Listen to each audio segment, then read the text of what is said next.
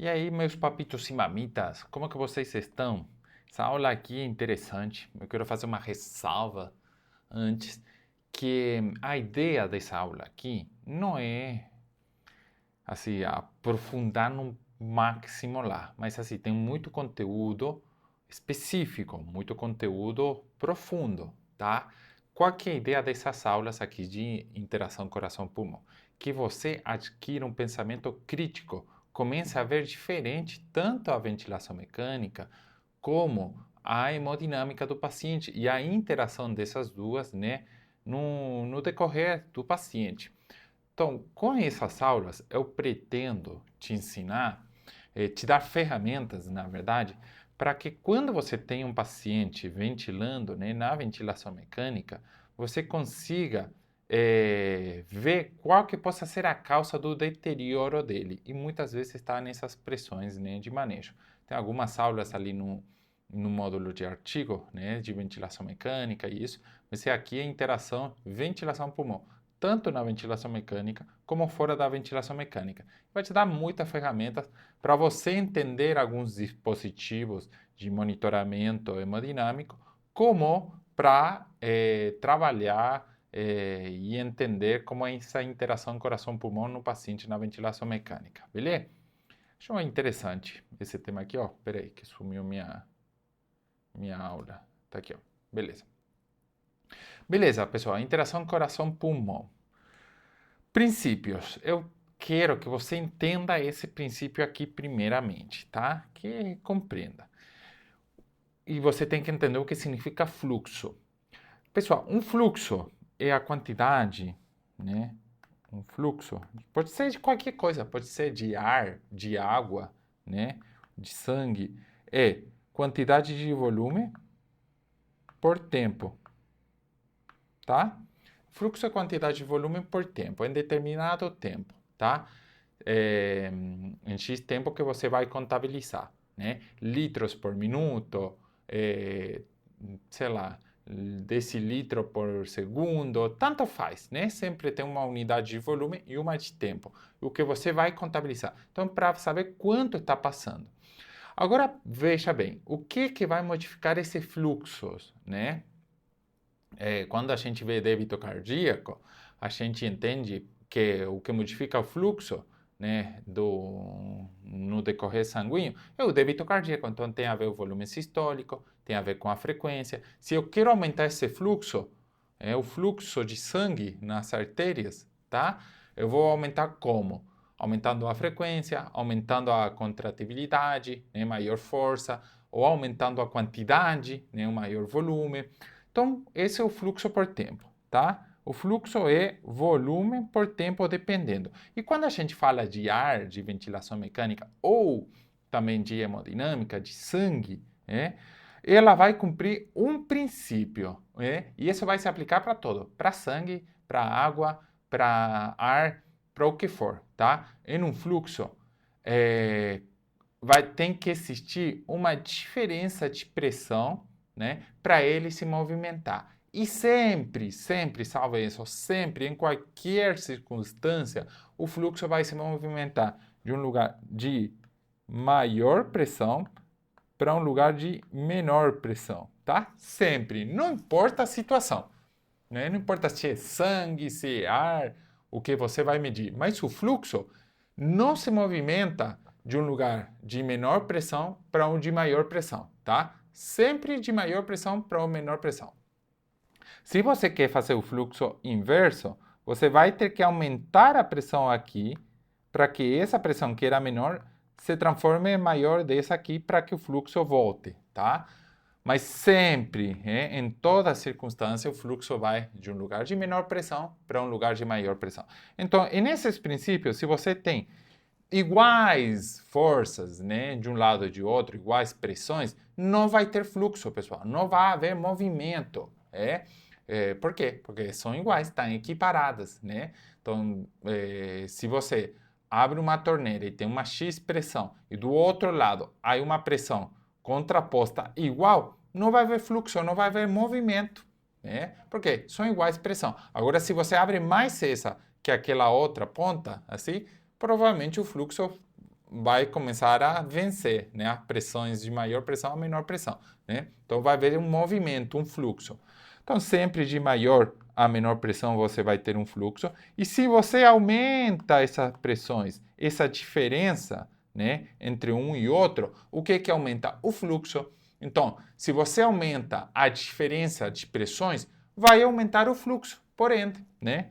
Daqui para aqui tinha um fluxo, eu aumentei essa diferença de maior para menor, ou diminuindo a pressão de um lado, ou aumentando a pressão do outro lado, aumenta o fluxo, tá? Quanto maior a diferença de pressão, maior o fluxo e vice-versa. Quanto menor a diferença de pressões, tá? Menor o fluxo. Ficou claro esse conceito? É importante que você entenda esse conceito, é um princípio. Senão você não consegue avaliar a interação coração-pulmão, não consegue avaliar a hemodinâmica e tal. Isso aqui eu expliquei na outra aula lá de artigos, que no interstício pulmonar, pessoal, existe uma interação diferente quando a gente está ventilando espontaneamente ar ambiente, como é desconectado da ventilação mecânica, e quando está na ventilação mecânica, né? Esse caso aqui, esse é o interstício, né? Aqui seria o alveolo, aqui seria o tecido conectivo, um vaso sanguíneo, um interstício, espaço intersticial entre os alveolos, tá? É uma chamada de matriz intersticial. Veja o que acontece em uma ventilação espontânea, fora das pressões positivas, fora da necessidade de uma pressão positiva na via aérea, tá? Fora da ventilação mecânica.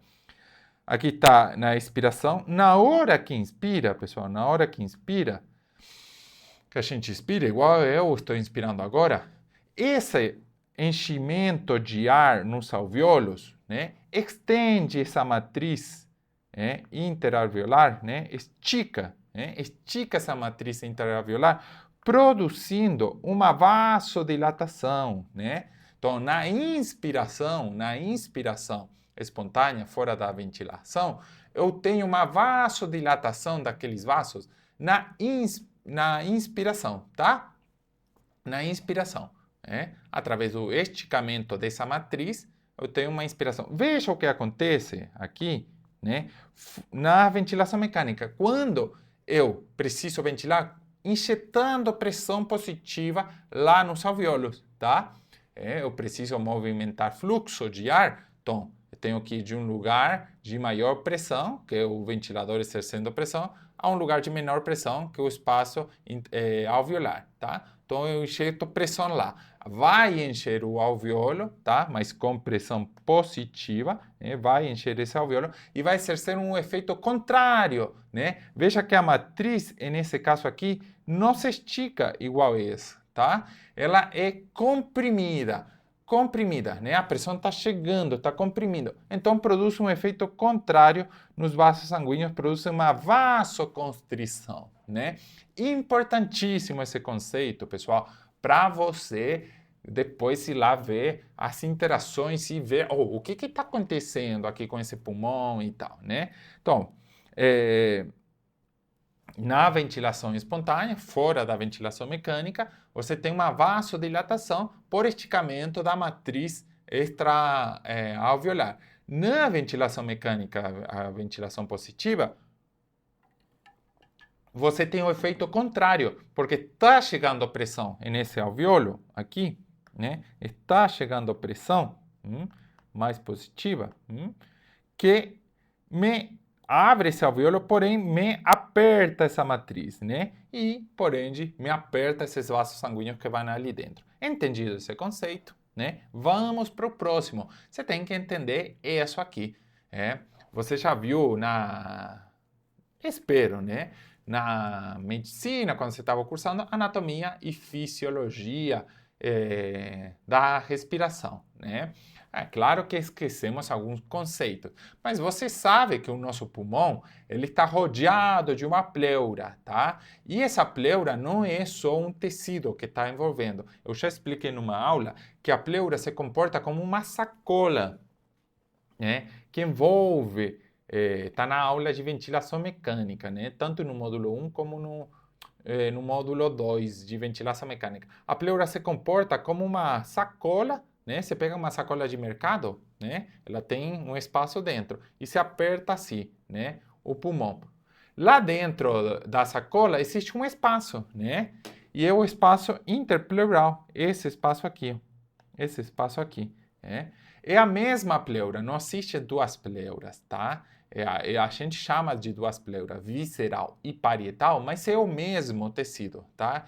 É o mesmo tecido que dá uma volta, pegando o pulmão, cobrindo e cobrindo toda a caixa torácica também, tá? E nessa pleura ali, pessoal, a gente tem uma drenagem linfática, né, contínua, né, através dos ductos aqui quilosos, tá? Existe uma drenagem linfática contínua, tá drenando esse espaço intercostal, aqui, ó, esse espaço interpleural o tempo todo. Essa drenagem do espaço interpleural produz uma pressão negativa, tá? O tempo constante é uma pressão negativa nesse espaço interpleural, tá? Que é exacerbada na hora que eu inspiro, né? No esticamento tanto do diafragma como dos músculos intercostais e tal, eu exagero essa pressão negativa. Então, o que eu produzo? Aquilo que falamos naquele princípio. O ar se movimenta de um lugar de maior pressão para um lugar de menor pressão, né? Eu exerço uma pressão negativa no espaço no espaço alveolar, lá no alveolo. Essa pressão negativa passa para o alveolo, né? É como que está chupando o ar, né? A gente estica o ar, né? Chupa o ar e aí o ar vem de lá fora para dentro, né? De positivo a negativo. Essa, pessoal, é a respiração espontânea. Quando você expira, você não faz uma expiração forçada, né? Você expira só. É um relaxamento dessa musculatura, né? E o ar volta de um lugar que entrou aqui para o lugar a ter uma estabilidade de não fluxo, tá? De iguais pressões, né? Você pode exercer uma pressão positiva com uma expiração forçada e vai soltar um pouquinho mais de ar que o volume residual, né, que fica no pulmão. Mas, pessoal, é importante isso, né? Então, o ar vai entrar e sair, né? Ele vai entrar e sair de acordo com essa movimentação de pressões. Como que entra na inspiração espontânea aqui? Exercendo uma pressão negativa, né, nas vias aéreas. É como que você chupa o ar que está fora, tá? Não entra a pressão, não está um vento, alguém te empurrando o ar, né? Então existe essa pressão negativa que se transmite aos alvéolos, né? Através da inspiração e assim é como a gente respira, tá?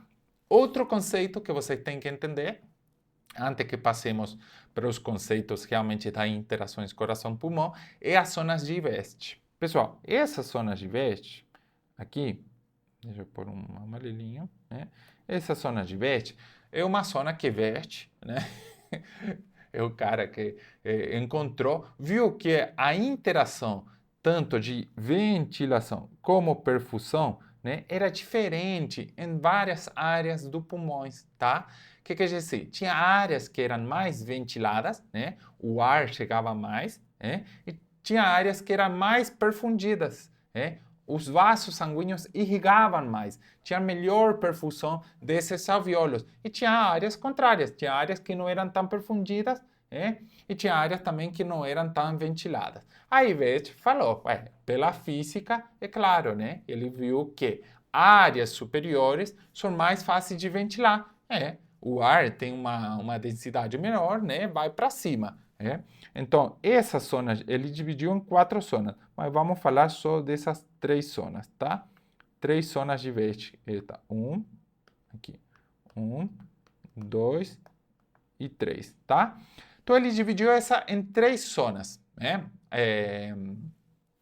A primeira lá em cima, a primeira zona lá em cima, é uma zona muito ventilada, tá? E pouco perfundida, né? Aqui embaixo, a zona de veste aqui embaixo, é uma zona pouco ventilada e mais perfundida, né? E a do meio é um meio-meio, tá? Porém, ele descobriu uma outras coisas, que existe uma pressão alveolar, existe uma pressão arterial e existe uma pressão venosa, ou seja, pós alvéolo. No alvéolo chega uma artéria com ar desoxigenado, né, do ventrículo direito, e sai uma veia, né, com ar oxigenado.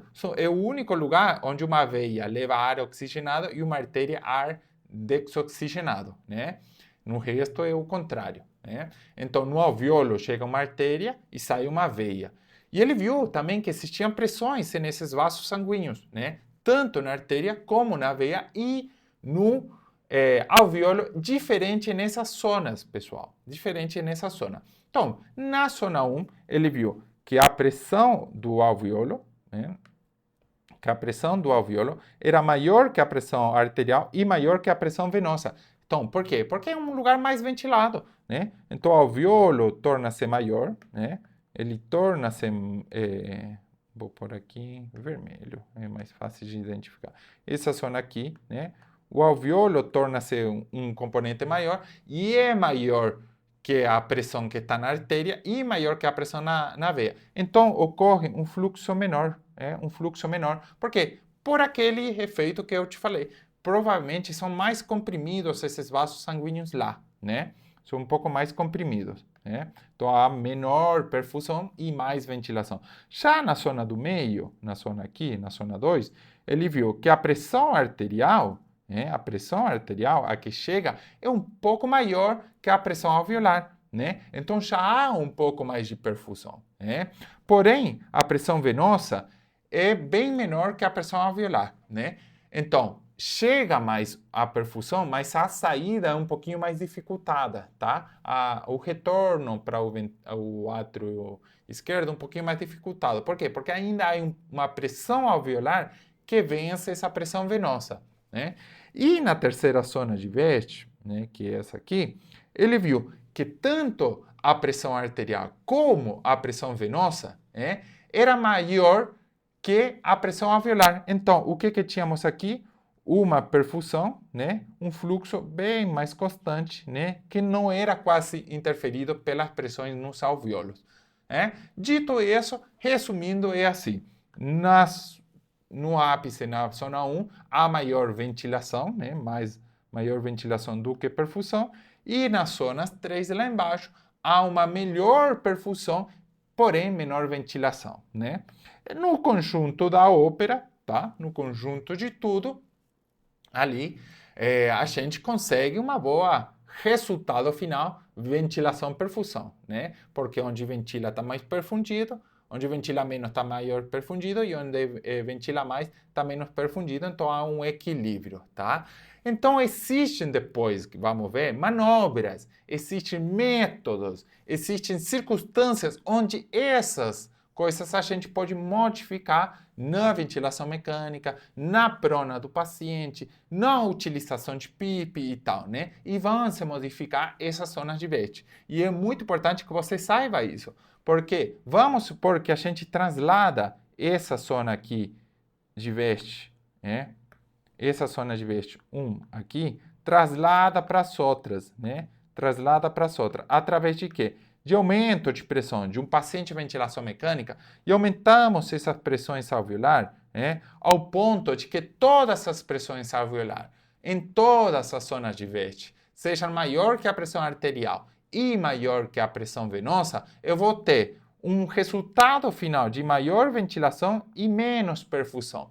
Então, eu vou pensar que estou ventilando mais esse paciente, mas estou acabando com a hemodinâmica desse paciente. Não estou nem perfundindo o pulmão e reduzindo o retorno venoso no ventrículo esquerdo, que vai me reduzir o volume total de carga, de enchimento do ventrículo, do átrio e do ventrículo esquerdo, e que vai me reduzir o volume sistólico e vai ter uma queda no débito cardíaco. Então veja como tudo isso possa se levar na ventilação e vai me dificultar, vai me atrapalhar em algumas circunstâncias. E antes que a gente entre na próxima aula, que é onde a gente vai ver esses conceitos, né, mais assim bem na prática, você tem que saber que a ventilação mecânica não é fisiológica, tá? A gente não respira com ventilação positiva. A gente viu que a gente respira gerando uma pressão negativa no nosso tórax, lá dentro. E a gente vai ver isso. Então, a ventilação mecânica, pessoal, vai ter, e existe aquelas aulas que eu deixei lá no módulo de artigos, vai ter, sim ou sim, uma repercussão na hemodinâmica e a gente tem que saber bem como manejar tudo isso aqui, tá bom? Próxima aula, vemos a interação da coração-pulmão, tanto fora da ventilação mecânica como na ventilação mecânica, tá bom? Abraço, tamo juntos, tchau, tchau!